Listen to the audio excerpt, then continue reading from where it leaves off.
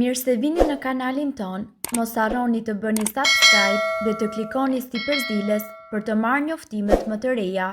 Faleminderit! Persona që pinë kafe në mëngjes duhet urgjent ta dëgjojnë këtë, do ngeleni pa fjalë. Kafja është një pjesë e rutinës së përditshme për shumë njerëz, ata që nuk rrinë dot pa të. Nëse e anashkalojnë, ndihen të përgjumur dhe madje mund të kenë edhe dhimbje koke gjatë ditës. Ndërkohë, kjo për shkak se kafeina shkakton disa ndryshime natyrore në trup, ndaj të cilave ne krijojmë varësi. Koha që duhet për të zvogëluar sasinë e kafes në trupin ton është 50% mesatarisht rreth 5 orë. Kjo shpjegon përse ata duan një kafe tjetër brenda pak orësh.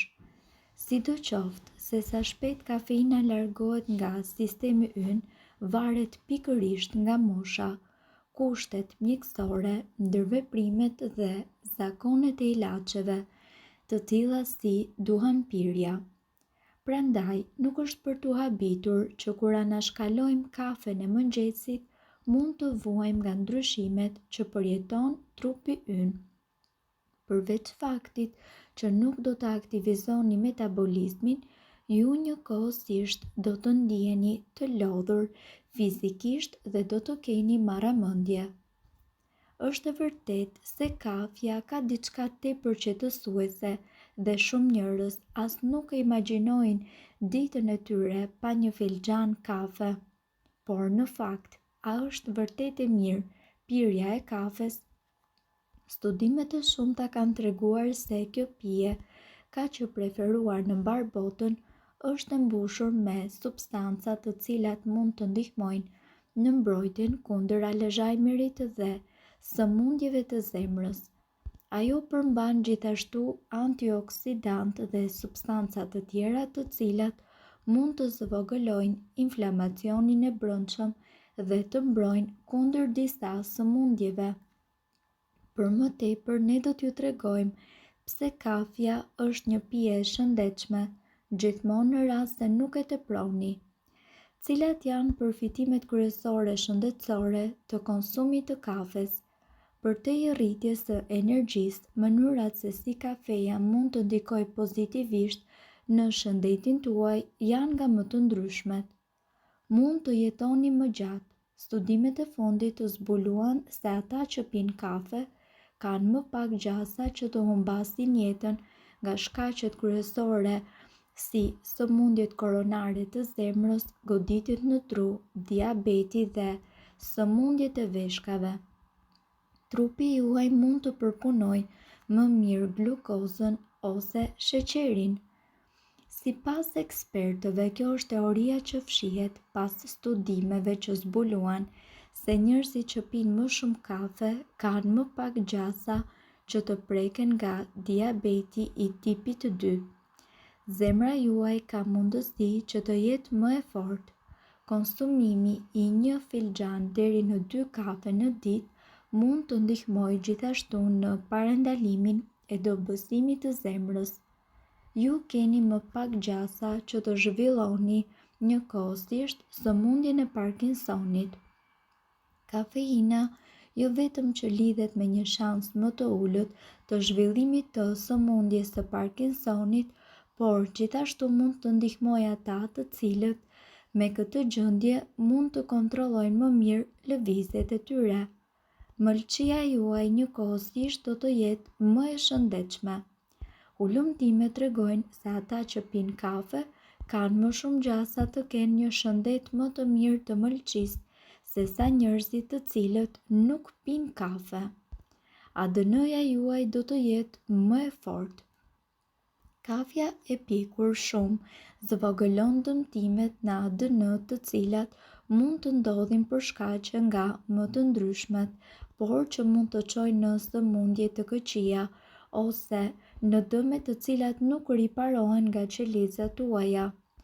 Shanset për të prekur nga sëmundjet e zorrës së trashë njëkohësisht do të ulen shumë. Studiuesit të zbuluan se konsumuesit e kafes kishin 26% më pak gjasa të zhvillonin sëmundje kolorektale. Ju gjithashtu mund të ulni rrezikun për të prekur nga sëmundja e Alzheimerit. Konsumimi i 2 filxhan kafe në ditë mund të sigurojë mbrojtje të konsiderueshme kundër zhvillimit të kësaj sëmundje. Mundësitë që të pësoni një goditje në tru do të ulen. Për gratë, pirja e të paktën 1 filxhani kafe në ditë shoqërohet me uljen e rrezikut të goditjes në tru, që është shkaku kryesor i vdekjes tek gratë. Gjatë shekullit të 17 pirja e kafes ishte ndaluar, por për fat të mirë ne sot mund të pim kafe sa ne të dëshirojmë, por ende ka shumë diskutime rreth asaj se sa kafe është e sigurt për të pirë gjatë një dite. Sa filxhan janë të mirë për trupin ton dhe sa janë më shumë se që duhet. Sasia e duhur e kafes ndihmon në zemrën tuaj. Një grup shkencëtarësh kanë zbuluar se kafeina bën që qelizat në enët tona të gjakut të reagojnë në një mënyrë të caktuar. Përmirëson mënyrën e funksionimit të këtyre qelizave dhe i bën ato që të performojnë si më të reja. Studiuesit besojnë se sasia optimale e kafes që na duhet për ta mbajtur zemrën më të re për më gjatë është 4 filxhan në ditë. Konsumatorët jetojnë më gjatë. Gjatë viteve studiuesit kanë vërejtur se konsumuesit e rregullt të kafes kanë më pak të ngjarë të preken nga kushte të ndryshme shëndetësore. Lista përfshin sëmundjet e zemrës, goditjet në tru, lëndimet, sëmundjet e frymëmarrjes, infeksionet dhe njëkohësisht diabetin. Një studim masiv i 400.000 njerëzve në Shtetet e Bashkuara të Amerikës zbuloi se njerëzit të cilët pinë kafe çdo ditë kishin më pak të ngjarë të humbisnin jetën nga ndonjë shkak sesa njerëzit të cilët ndërprisnin kafeinën, por mos e teproni. Njerëzit të cilët pinë rregullisht shumë kafe mund të pësojnë disa ndërlikime shëndetësore. Pirja e më shumë se 6 filxhan ekspres çdo ditë mundet që të rrisë rrezikun e sëmundjes së zemrës deri në 22% sipas një studimi. Ndërkohë, çfarë bën kafen tuaj jo të shëndetshme? Nëse jeni duke pirë më shumë se 6 filxhan kafe në ditë, nuk është vetëm kafeina që mund të jetë e dëmshme për shëndetin tuaj, por njëkohësisht shumë adhurues të kafes i ngarkojnë pijet e tyre me sheqer dhe krem, të cilat shtojnë kalori dhe yndyrë, të cilat nga ana tjetër mund të shkaktojnë komplikacione të ndryshme shëndetësore. Është e vërtetë që sasia e duhur e kafes së zezë zvogëlon rrezikun e diabetit, por duke shtuar ëmbëlsues, krem dhe aromatizues, ju mund të rrisni nivelin e sheqerit në gjak. Duhet të keni parasysh që kafeja nuk është burimi vetëm i kafeinës, ajo mund të gjendet gjithashtu në çajra dhe në ushqime të tjera, prandaj ju duhet të jeni të kujdesshëm se çfarë konsumoni gjatë një dite për të matur nivelin e kafes që ju keni në trupin tuaj.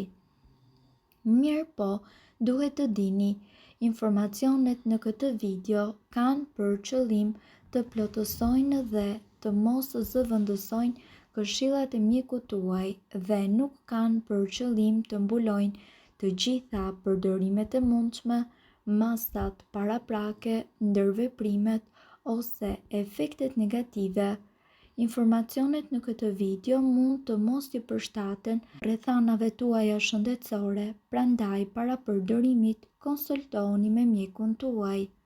Nëse doni të dëgjoni video tona që ne postojmë çdo ditë, kliko subscribe. Ju ftojmë gjithashtu të bëni like në video tona nëse i keni dëgjuar dhe pëlqyer ato. Faleminderit që e pat videon ton.